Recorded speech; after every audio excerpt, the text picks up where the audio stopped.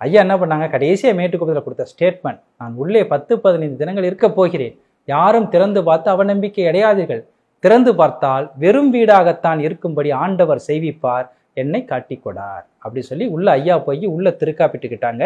வெளியில இருக்கக்கூடிய அன்பர்கள் வெளியில இருக்க தாப்பால போட்டுட்டு அங்கே உட்காந்துக்கிட்டாங்க. உட்காந்து ஐயா வருவாங்கன்னு வெளியில உட்காந்து அருட்பா பாடல்களை பாராயணம் பண்ணிக்கிட்டு இருக்கிறாங்க. இந்த தகவல் அரசாங்கத்துக்கு போகுது, தாசில்தார் மூலமாக அன்னைக்கு இருக்கக்கூடிய மாவட்ட ஆட்சித்தலைவருக்கு போகுது. அவங்களுக்கு வேற மாதிரி தகவல் போகுது, வள்ளலார யாரோ ஏதோ பண்ணிட்டாங்க, அவர் உள்ள போனவர் வரவே இல்லை அப்படின்னு. அது குறித்து விசாரிக்கிறதுக்காக அன்னைக்கு இருக்கக்கூடிய மாவட்ட ஆட்சித்தலைவர் வெள்ளக்காரர் ஆங்கிலேயர்கார், அவரும் தாசில்தார் அவர் நம்ம தமிழ்நாட்டுக்கார் தான், இவங்க 2 பேரும் வர்றாங்க. உள்ள கதவை திறந்து பார்க்கணும்னு சொல்றாங்க. அன்பர்கள் முடியாதுன்னு மறுக்கிறாங்க. இல்லை, இது எங்களுடைய டியூட்டி, நாங்கள் இதுக்கு முடிவு பண்ணணும், நீங்க திறக்கணும் சொல்லி வலுக்கட்டாயமே திறந்துடுறாங்க. திறந்து பார்த்தா உள்ள எதுவுமே இல்லை. ஐயா உள்ளே போனார், கதவு தாப்பா போட்டுக்கிட்டார். ஐயா வேற ஒண்ணுமே பண்ணலை. வெளியில இருக்கிறவங்க வெளியே தாப்பா போட்டுட்டு உட்காந்துக்கிட்டாங்க. அவ்வளவுதான். அது ஐயா சொன்னது தான், நீங்க வெளியே தாப்பா போட்டுக்குங்கன்னு சொல்லிட்டு அதை சர்டிபிகேட்டாக சான்றாக அந்த மாவட்ட ஆட்சித்தலைவர் பதிவு செய்கிறார்.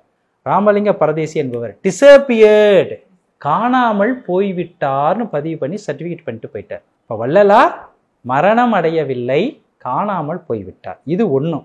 இன்னொரு சான்று என்னன்னா, 74 ஐயா திருக்காப்பிட்டுக்கிட்டாங்க. ஆனா ஞான சபையை சுற்றி இருக்கக்கூடிய 110 ஏக்கருக்கும் வரி கட்டணும். இதுவரைக்கும் பெருமானார் பேர்ல வரி கட்டிக்கிட்டு இருக்கு. இப்ப யாரை கட்டுறது? ஏன்னா ஐயா யாரையும் நியமிச்சுட்டு போகல, நீ நடத்து, நீ நான் பாத்துக்கன்னு சொல்லிட்டு போகல. அப்ப என்ன பண்றாங்க, வரி வசூல் பண்றதுக்கு வர்றாங்க. யாரு கட்டுறதுன்னு தெரியல.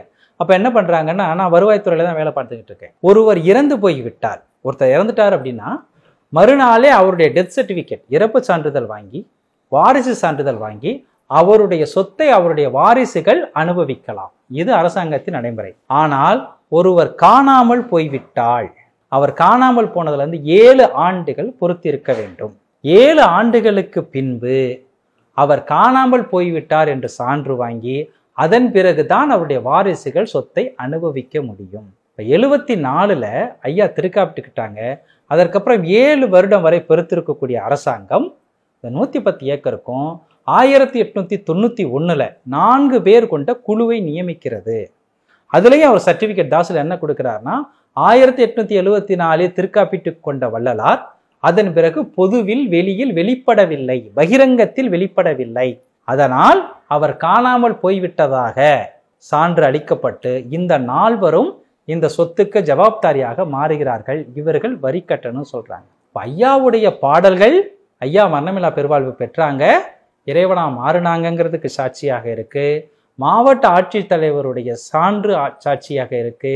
7 வருடம் கழித்து தான் அந்த இடத்திற்கு நிலவரி வசூல் பண்ணுவதற்காக நியமிக்கப்பட்ட குழு, அதற்கு வழங்கப்பட்ட தாசில்தாருடைய சர்டிபிகேட், இது அனைத்தும் சான்றாக இருக்காங்க. பெருமானார் என்னவா இருக்காங்கன்னா, இறைவனாக இருக்கிறார், 5 தொழில் ஆற்றல் பெற்றிருக்கிறார்.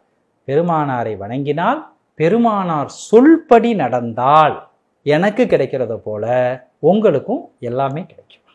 அதாவது மரணமில்லா பெருவாழ்வு அப்படிங்கிறது வள்ளலாருக்கு பிறகு அந்த நெறியை பின்பற்றுபவர்கள் யாராவது அடைந்தார்களா? அதுக்கான சான்றுகள் ஏதாவது இருக்கா? பெருமானாருக்கு பின்பு ஐயா 1874 திருக்காப்பிக்கிட்டாங்க. இப்ப 150 வருடங்கள் தாண்டிடுச்சு. அதன் பிறகு அதை பெற்றவர்கள் என்று யாரும் பொதுவில் தெரியவில்லை. ஏன் அது பண்ண முடியல அப்படின்னா, ஐயா சொல்றாங்க, 10 வருஷம் நீங்க தவம் பண்ணாலும், தவம் பண்ணி நல்ல உஷ்ணத்தை உடம்புல சேர்த்து வச்சிருந்தாலும், ஒரே ஒரு நிமிஷம் கோபப்பட்டீங்கன்னா முடிஞ்சு போச்சு. அந்த கோபம் ஒட்டுமொத்த தவத்தையும் அழிக்கும். பெருமானாருக்கு முன்பு தவம் காட்டுக்கு போய் ஊசி மேல நின்று எலும்பு தெரிய தெரிய தவம் பண்ண கூட ஏன் அடைய முடியாம போச்சுன்னா, கோபத்தை யாரும் விடல. கோபம் எதை அடிப்படை ஆதாரமாக கொண்டிருக்கும்னா, ஆணவத்தை அடிப்படை ஆதாரமாக கொண்டு நிற்கும். கோபத்தை யாரும் விடல, யாரும் ஒழுங்கா தவம் பண்ணல. அதனால பெருமானார் சொன்ன போது போல மரணமில்லா பெருவாழ்வை பெருமானாருக்கு பின்பு யாரும் பெறவில்லை. ஆனால் கோபத்தை விட்டால், அதனால பெருமானார் சொல்படி நடந்தால்னு சொன்னேன். சன்மார்க்கத்தை பொறுத்த வரைக்கும் ஐயா என்ன சொல்லியிருக்காங்கன்னா, சன்மார்க்கம் நானே நடத்துகிறேன்னு சொல்லியிருக்காங்க ஐயா. இன்னைக்கு வரைக்கும் ஐயா தான் நடத்துறாங்க. ஐயா யாரையும் நம்பி கொடுத்துட்டு போகல. இன்னும் சொல்லுவாங்க, சன்மார்க்கத்தை எப்படி பின்பற்றணும்னா, சன்மார்க்கத்திற்கு ஒத்து வாயடங்கி மனமடங்கி இருத்தல் வேண்டும். இங்க உட்காந்து கூச்சல் குழப்பம் போடுறதுக்கோ சண்டை போடுறதுக்கோ வேலையே கிடையாது. ஐயா என்ன சொன்னாங்களோ அதை பின்பற்றணும். ஐயா என்ன பண்ண சொன்னாங்க? பரோபகாரம் பண்ண சொன்னாங்க. பிற உயிர்களுக்கு கருணையோடு இரக்கத்தோடு இருங்கன்னு சொன்னாங்க. அதை பண்ணணும். சத்விசாரம் பண்ணணும், அறிவு விளக்கம் பெறணும்னு சொன்னாங்க, பக்தியோடு இருக்க சொன்னாங்க, ஒழுக்கத்தோடு இருக்க சொன்னாங்க. இதை பண்ணினால் அடைய முடியும். இதை முழுமையாக பண்ணியவர்கள் என்று யாரும் இருப்பதாக எனக்கு தெரியவில்லை. இனிமேல் அடையலாம்.